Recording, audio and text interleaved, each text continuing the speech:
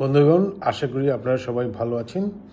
আমি তো বিভিন্ন বিষয়ে আপনাদেরকে আপডেট দিয়ে থাকি। তো আজকে একটা আপডেট দিচ্ছি, যে জিনিসটা সেটা হলো যে প্রফেসর ইউনূস বর্তমানে ইংল্যান্ড মানে লন্ডন সফরে আছেন, এবং এই সফরটা অফিসিয়াল সফর, বাংলাদেশ পররাষ্ট্র মন্ত্রণালয় থেকে বলা হয়েছে।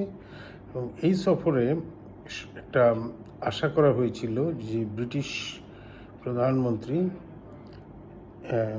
কের স্টারমারের সঙ্গে প্রফেসর ইউনূস মানে বাংলাদেশের প্রধান উপদেষ্টার একটা বৈঠক অনুষ্ঠিত হবে, দ্বিপক্ষীয় বৈঠক। মানে আমাদের প্রধান উপদেষ্টা যেহেতু আমাদের দেশের সরকার প্রধান বাংলাদেশের, এবং ব্রিটিশ প্রধানমন্ত্রীও সরকার প্রধান, সুতরাং দুই সরকার প্রধান পর্যায়ে একটা বৈঠক হওয়ার কথা।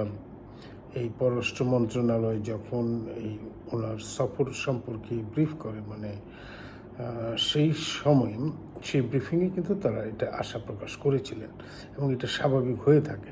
কিন্তু এখন আমাকে একটা কূটনৈতিক সূত্র নিশ্চিত করেছে যে কেয়ার স্টারমারের সঙ্গে মানে ব্রিটিশ প্রধানমন্ত্রীর সঙ্গে প্রফেসর ইউনূসের কোনো বৈঠক হচ্ছে না।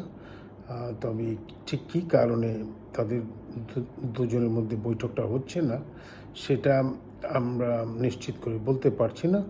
তবে এটা ঠিক যে যখন ব্রিটিশ প্রধানমন্ত্রীর সঙ্গে বৈঠকে এরকম কর্মসূচি করা ঘোষণা করা হলো, তার মধ্যেই আওয়ামী লীগ যারা ব্রিটিশ শাখা মানে যুক্তরাজ্য শাখা আওয়ামী লীগের, সেই যুক্তরাজ্য শাখার তরফ থেকে কেয়ার স্টারমারকে একটা চিঠি দেওয়া হয়েছিল যাতে প্রফেসর ইউনূসের সঙ্গে বৈঠক না করেন। তিনি সেই চিঠিতে তারা বলছে যে এই ইউনূসের সরকারের যে বৈধতা, এই সমস্ত বিষয় নিয়ে তারা প্রশ্ন তুলেছে। তবে ঠিক ওই চিঠির কারণে নাকি অন্য কোনো কারণে কেয়ার স্টারমারের সঙ্গে বৈঠক হচ্ছে না সেটা আমি নিশ্চিত করে বলতে পারছি না, বা আমার সূত্র থেকেও সেটা আমাকে জানানো হয়নি। তবে রিলায়েবল কূটনৈতিক সূত্র আমাকে নিশ্চিত করেছে যে কেয়ার স্টারমারের সঙ্গে প্রফেসর ইউনূসের কোনো বৈঠক হচ্ছে না।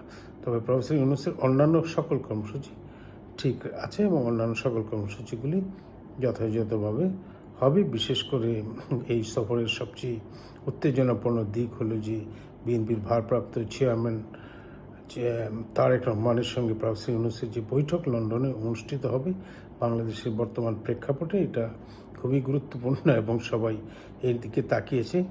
সেইটাই এই সফরের সবচেয়ে বড় আকর্ষণ বলে মনে হচ্ছে। তো আপনারা সবাই ভালো থাকুন, সুস্থ থাকুন। ধন্যবাদ সবাইকে।